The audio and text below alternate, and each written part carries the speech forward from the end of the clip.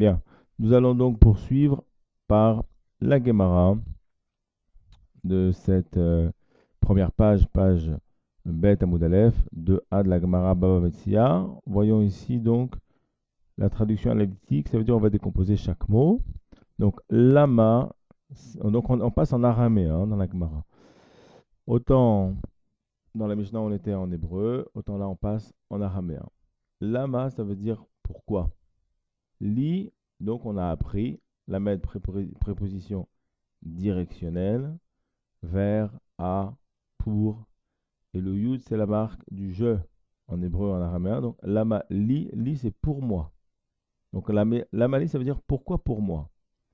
Et pourquoi pour moi, en araméen, en fait, c'est une fonction talmudique, ça veut dire que ça a un sens technique dans le développement des recherches et de l'enquête talmudique, comme on a vu que la Gemara va faire en fait une enquête auprès de la Mishnah pour essayer de dévoiler un certain nombre d'éléments qui sont cachés dans la Mishnah, comme on l'a vu la source de cette Mishnah, l'auteur de la Mishnah, le, le ta'am qu'il y a par rapport au deal dans la Mishnah. Donc, dans le cadre de cette enquête que mène la Gemara sur la Mishnah, il y a ce qu'on appelle des mots-clés redondants, des mots techniques qui ont une fonction bien précise dans le discours de la Gemara. Ici, l'amali, ça veut dire à quoi ça me sert qu'on m'enseigne cela.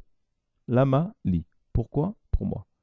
Ça veut dire pourquoi cet enseignement est-il venu à moi? À quoi ça me sert qu'on m'enseigne ça? Donc, lama li, lemitna. Alors, lemitna, on retrouve la racine en araméen tavnoun, qui est la racine du verbe enseigner en fait. Enseigner, répéter, apprendre, mais aussi enseigner. Lemitna, ça veut dire c'est le verbe enseigner en fait. Lamali limitna, à quoi? Donc pourquoi pour moi de l'avoir enseigné? C'est ça un peu ça que ça veut dire ici. Deux points ouvrez les guillemets. Zé, ça veut dire celui-ci. Donc là maintenant, la Gemara reprend la Mishnah. Donc c'est du vocabulaire que vous connaissez déjà. Zé, celui-ci. Omer, il dit. Ani, je. Metzatia, trouvé. Elle. Metzati ota en fait. D'accord, je l'ai trouvé elle. Vézé est celui-là. Omer dit. Ani Metzatia. Point. Donc, pareil. On connaît ça. Zé, celui-là, Omer dit Kula Sheli, toute elle est de moi. Vézé Omer Kula Sheli. Point. Donc là, la Gemara a repris la Mishnah. Ça, si vous avez suivi la formation depuis le début, vous connaissez ce vocabulaire. La Gemara reprend, donc on reprend en araméen. Litne, donc on retrouve ici la racine tavnoun, toujours du verbe enseigner. À noter par exemple que le shin en araméen se transcrit en tav. Le shin en hébreu se transcrit en tav en araméen. Donc, le verbe répéter en hébreu, veshinantam, et tu les répéteras, levanecha, à tes enfants. D'accord? Veshinantam levanecha. Shana, c'est une année, shinunhe. Parce qu'une année, c'est l'unité répétitive de base de la vie d'un homme. On vit au rythme des années. Voilà l'anniversaire. Donc c'est Shana, c'est quelque chose qui se répète. C'est une unité répétitive. Eh bien, ça donne en araméen Tana, un répétiteur. Un Tana, c'est un enseignant. Et pourquoi un Tana, c'est un enseignant? À cause de la répétition. Parce que les Tanaïm, donc ceux qui ont écrit la Mishnah, ne faisaient que répéter les enseignements toute la journée, pour eux-mêmes ou pour leurs élèves. Et qu'en vérité, un des secrets de l'enseignement et de l'apprentissage, eh bien, c'est la répétition. Donc ici, litné, donc ça veut dire qu'il enseigne. Sous-entendu, le Tana de la Mishnah aurait dû enseigner. Litné, et encore un mot sur cet araméen litné. Quand on a ça c'est une forme impérative, litné, d'accord? Donc, litné, qu'il enseigne, il aurait dû enseigner. Eh bien, le lamed au début d'un mot en araméen est interchangeable avec le nun. Donc on pourrait très bien dire ici aussi nitne. Litne, donc hada, donc on reconnaît ici, donc c'est l'araméen, mais ça ressemble, donc c'est un, hada. On retrouve had, qui veut dire un. Point. Donc litne hada, qu'il enseigne un, il aurait dû enseigner une seule réclamation. Ça on verra après dans le chat, dans l'explication. La Gemara répond, hada katane. Alors hada, un seul, sous-entendu une seule réclamation. Katane, alors, comment on va découper ça? On retrouve tavnoun, donc le verbe enseigner, on l'a bien compris maintenant. Tan, c'est la racine du verbe enseigner en araméen. Le kouf devant, c'est une forme un peu emphatique qui vient appuyer sur le verbe. Ça veut dire, c'est comme si on dit enseigner, il enseigne. On trouve souvent ça dans le fromage. On dit un mot et tout de suite après, on répète. Enseigner, il enseigne. À quoi ça ressemble? Euh, Ça ressemble à de l'anglais, ce qu'on appelle le question tag.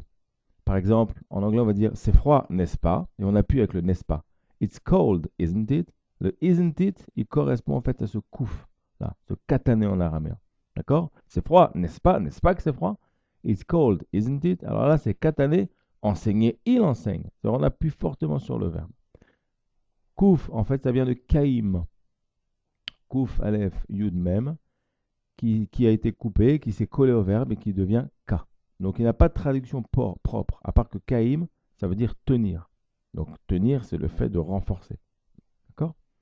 Voilà. Donc voilà, vous savez tout, vous avez tous les secrets du katanem. Ou kahamar aussi. Kahamar, dire, il dit. On continue. Donc l'Agmara répond Hada katane, mais il y a une seule réclamation qui est enseignée ici. Zeomer animetzatia. Un, il dit je l'ai trouvé, verolacheli, et tout est à moi. Vezeomer animetzatia, verolacheli. Point. Deuxième temps de ce passage. euh, Non, je crois que le deuxième temps, on verra pour plus tard. On va déjà s'arrêter ici. On a déjà presque 7 minutes de vidéo. On va déjà travailler sur ça. Voilà. Bien, nous allons voir maintenant la traduction synthétique. Donc, dire en français à voix haute ce que nous lisons en araméen, puisque nous sommes ici maintenant dans la Gemara. Pourquoi, pour moi, de l'enseigner, deux points ouvrez les guillemets. On peut aussi dire pourquoi pour moi, pour l'avoir enseigné. Deux points ouvrez les guillemets. Celui-là dit j'ai trouvé elle. Et celui-là dit j'ai trouvé elle. Celui-là dit tout est à moi. Toute elle est de moi. Et celui-là dit toute elle est de moi. Point. Qu'il enseigne, on peut dire aussi il aurait dû enseigner. Un seul, un, littéralement. L'Agmara répond un, c'est-à-dire un seul, il enseigne. Celui-là dit j'ai trouvé elle et toute elle de moi. Et celui-ci dit j'ai trouvé elle et toute elle de moi. Point. Enregistrons maintenant, si vous le voulez bien, la lecture assistée et vous allez répéter après moi, dans l'espace que je vous laisse, chacun des mots, après que je l'ai dit moi-même. On y va. Lama li lemitna, à vous. Très bien.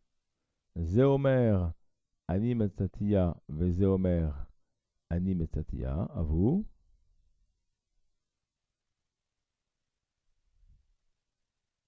Très bien. Zeomer kulasheli ve zeomer kulasheli, à vous.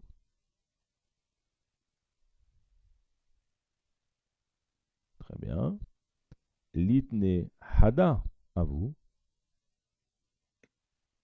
Très bien, on continue. Hada katane zeomer ani metzatia vechulasheli ve zeomer ani metzatia vechulasheli, à vous.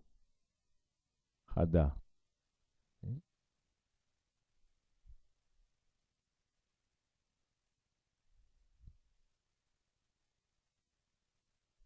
Point.